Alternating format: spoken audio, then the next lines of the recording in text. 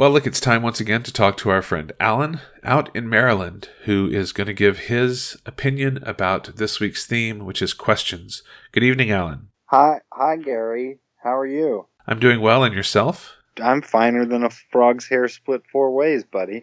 And so you have an opinion, I presume, about this week's show so far? An opinion? I mean, I just had thoughts. I had thoughts. I was thinking about questions and how asking questions is fundamental to life in the way that life kind of works against thermodynamic law. Entropy and the increase in entropy is like a physical requirement of the universe. And life kind of stands apart from that because life has fairly low entropy compared to the rest of the universe. It has a fairly high degree of order. So to be alive is to resist the natural inclinations of the physical world to fall apart. Entropy can also be thought of as the loss of information. And to ask questions is to desire an answer. And so you're asking to gain information. So asking questions then to me is working against entropy. You always have to make things really grandiose, don't you, Allen? Yeah, I also like the fact that answers to questions really tend to breed more questions and illuminate all the things that we don't know, which is to say there will always be more questions than answers, which I find kind of satisfying, but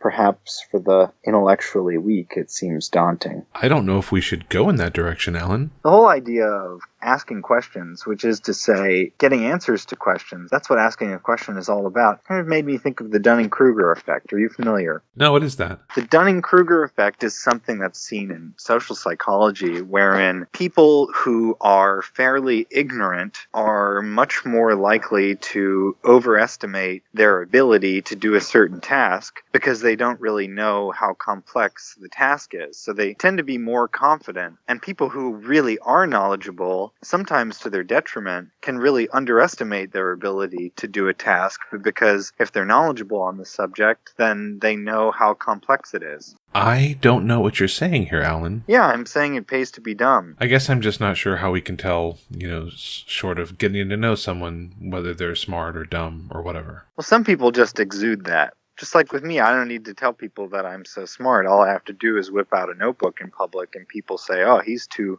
smart to be approachable. Are there any questions that anyone could ask you that you would feel uncomfortable answering? No, I don't think so. Well, no, I would only feel uncomfortable if it wasn't the right place and time. You want to play an improv game where we try to ask each other questions? Have we already started playing the game? I don't know. What do you think, Gary? I guess I'm more concerned in this situation with what you think, if that's what you're getting at. I love how you upturn. That's the funny thing about. I like how statements can be masked as questions with inflections. Do you really like that, though? I think I do. Could it be instead that you were daunted by my creativity by not asking it in the form of a question, so you are trying to save face by pretending to like it? Do you think your creativity is daunting? Is it something that you ask yourself very often about my creativity? Do you think I ask it to myself more than you ask about your own creativity? Is there something you've been talking to my therapist about behind my back? Who's your therapist? Don't you think I know we used to have the same therapist? Don't you think I know that she quit because of treating us? I confess there was a time that I would go to see her and I would ask her questions like, was that Allen who was just here? Wouldn't she say something like, I'm not going to play any improv games with you, Gary. They're not fun, and improv isn't very funny. It's a talentless cesspool, generally speaking. Question mark? And didn't I always respond, why do I pay you $400 an hour for this? And she, of course, very wisely would say, I don't know, why are you paying me $400 an hour for this? What a matter-of-fact woman. I always appreciated the fact that she would just point to the door the moment you would come up with if you had any complaint. Very stern woman. You say, I don't really like the way this session's going. She'd just solemnly point to the door. Well, I guess what I can take away from this is that you really do like questions, Allen. Oh, I love questions. That's why my parents quit. Quit what? Being parents. Because you asked them too many questions? Yeah. Said, I don't get paid enough for this gig. But they're doing okay now, yes?